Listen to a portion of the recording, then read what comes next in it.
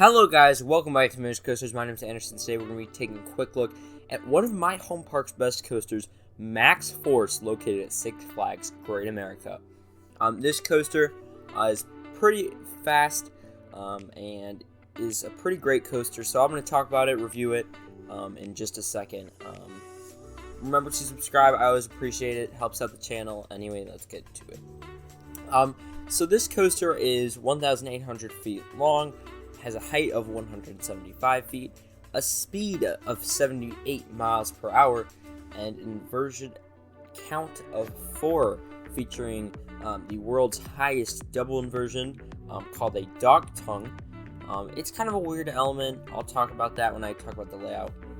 It's also got a heartline roll and a, as they call it, max dive loop. I would just call it dive loop. So let's go over the layout. So you start off with the compressed air launch, go through the dog tongue as I just talked about. Not too special. It's certainly a unique element, but it's not really very forceful, because by that point you're going like 15 miles an hour at the top of it. You don't really rush through that. It to me, it's like a Cobra roll, but it's honestly a worse Cobra roll, okay? And then after you go through that, you come out of that, and probably the best element of this whole layout is the heartline roll. I'd say that's besides the launch. The launch is really good, 0 to 78 miles per hour in 1.8 seconds. But the heartline roll that you go through, I believe 60 miles an hour, is probably my favorite element besides, the launch. Max dive loop is fine, but like full throttles, like final airtime moment, it's kind of ruined by the brakes. Not fully, but it's also not a very forceful element. It doesn't make a very big impact.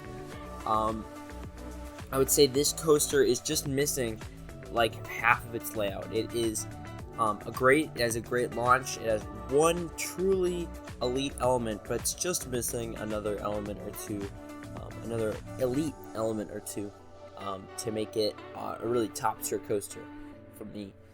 So that's why it's, for me, either third in the park or even fourth, just because it's missing a lot of more quantity than quality.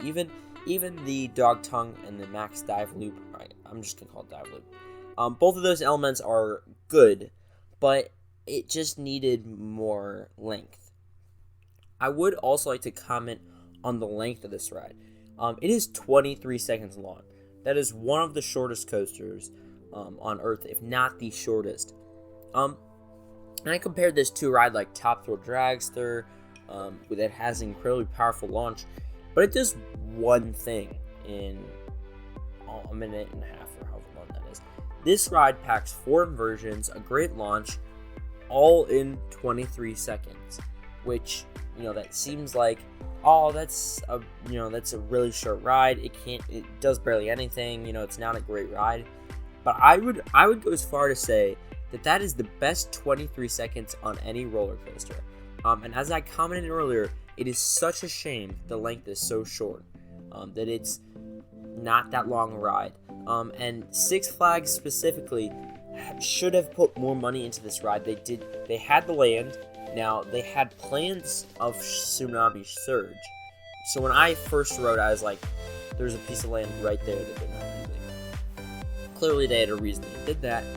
But I still say now, there's land. They could have done more. They really didn't have to make it 23 seconds. They could have added just even an element or two. There are some of the most creative people designing these roller coasters, and you're telling me they couldn't do more than 4 elements plus a launch? Like, it's just false, okay? And so I think this park, it needed a coaster like this that had the speed. There's a launch coaster, but it needed a better coaster than this. So it still feels to me like it's missing a true, top 3 coaster that fills the lineup. And I feel like this is more just a really good supporting coaster than an outstanding coaster. And for me personally, this park just doesn't have an outstanding ride like Steel Vengeance or Fury 325. It doesn't have a ride that, you know, attracts people from anywhere in the world, but I think this park does have one of the best supporting lineups, and all they are missing right now is that elite number 1 coaster. So hopefully that park gets it sometime soon. You know, they obviously have a great lineup, but I really feel like this park could use just one more amazing coaster.